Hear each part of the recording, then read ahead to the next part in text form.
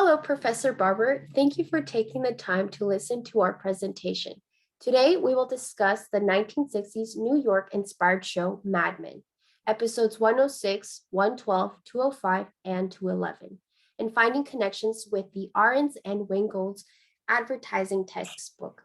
Some common issues in the show were based on male and female roles, age differences, and finding acceptance. It shows the hardships of older generations attempting to fit into younger generations, and women trying to find power in dominating male time period. Let's look at the highlights of each episode.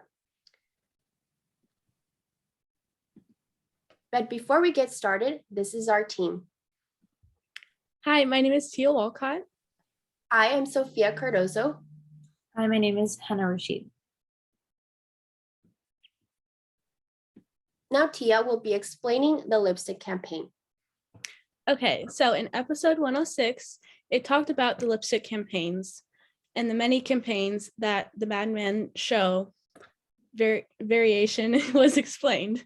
This campaign was started by Belly Jolie, which is one of the many companies that Sterling Cooper collaborated with.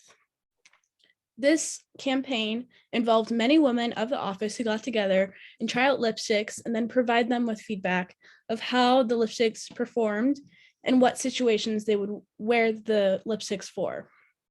While this was happening, many of the men got to see what was happening and it was very shouting out comments at or throughout them as they were discussing what was happening in the scene. One of the things that stood out to me was how Peggy was explaining that she wanted a color, but another lady was using it, and how she didn't want to be one of the 100 colors in a box. This really stood out to many of the copywriters, as well as her comment on the basket of tissues, or basket of kisses. This basket of kisses was all of the tissues that the women had used for their lipsticks when they were done with it. In the next slide, it shows a snippet of the campaign and the show.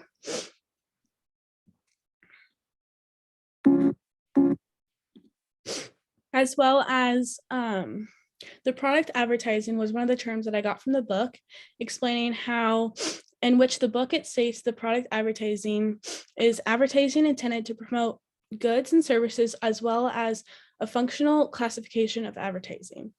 The Belly Jolie was the product that they advertised throughout that episode, as well as on page 64, it explains obtaining your client and the client's audience, as well was talked about in the episode.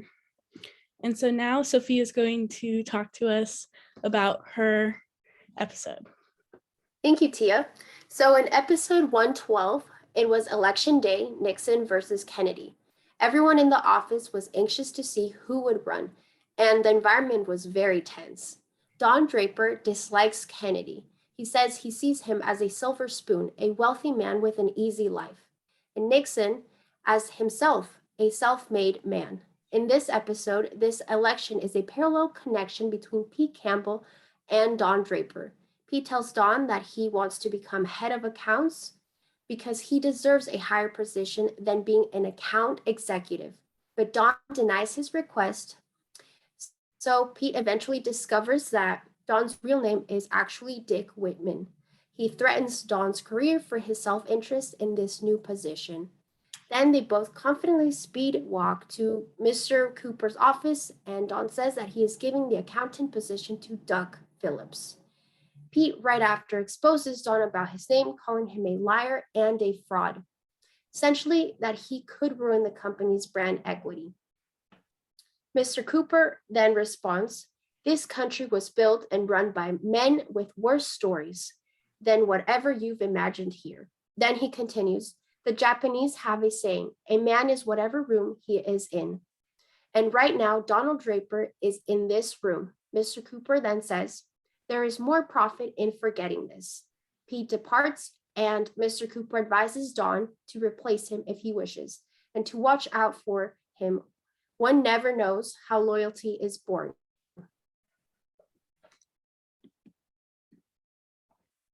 Here are some of the important keywords mentioned. Account executives, overseeing all of the department's operations for the client's advantage and conveying the agency's viewpoint to the client. Brand equity, the total value of how customers, distributors, vendors, and even opponents perceive things about a business throughout time. And self-interest, people and organizations behave in their own best interests. People are always looking for methods to achieve more with little to no effort. Thank you. Oh, and you can also click on the link if you'd like to watch more. So my episode was episode 205, and the name of the episode was The New Girl. It was mainly based on Dawn's new secretary, but we won't be touching base on that. So in the beginning of the episode, there is a scene where Bobby invites Dawn over to a restaurant just to catch up. And in that moment, we see Bobby negotiating with Dawn in a way for her husband, Jimmy, in a partnership. And she tries to convince him to, like, you know, bring on Jimmy. And like, they were, in a sense, they were networking about what to do next for their next project. And another scene in this episode that really stood out to me was a scene between Bobby and Peggy, where Bobby told Peggy, "You're never going to get that corner office until you start treating Dawn as an equal. And no one will tell you this, but you can't be a man. Don't even try, be a woman. It's a powerful business when done correctly." And in this scene, we see Peggy stiffen up, and she's like, she needs to like be more controlling, and she needs to take more ownership in a workplace. And we see her after this scene with Bobby, she approaches Dawn the next day at the office, asking for the bail money back from when she bailed him out the night of the accident.